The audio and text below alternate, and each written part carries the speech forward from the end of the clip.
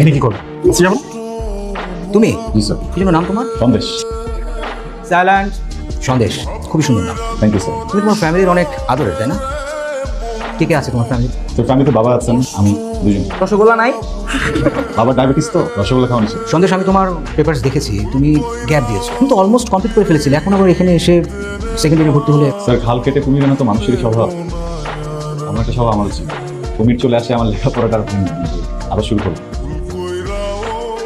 শাহেদ, তোমাকে কোনোভাবেই ফোনে পাচ্ছি না। আমার আগামীকাল সেমিস্টার ফি জমা দেওয়ার লাস্ট ডেট। আমি এইবার যদি সেমিস্টার ফি জমা দিতে না পারি, আমি হয়তো পরীক্ষা দিতে পারবো না, হয়তো আমাকে ভার্সিটি থেকে বের করে দিবে। আমার কাছে হাত খরচের টাকাটাও নেই। তুমি প্লিজ কিছু একটা করো, আর ফ্রি হয়ে আমাকে একটু কল দাও please. Sir sir please sir sir একটা সুযোগ দেন স্যার, এবারের মতো একটা শেষ সুযোগ দেন স্যার।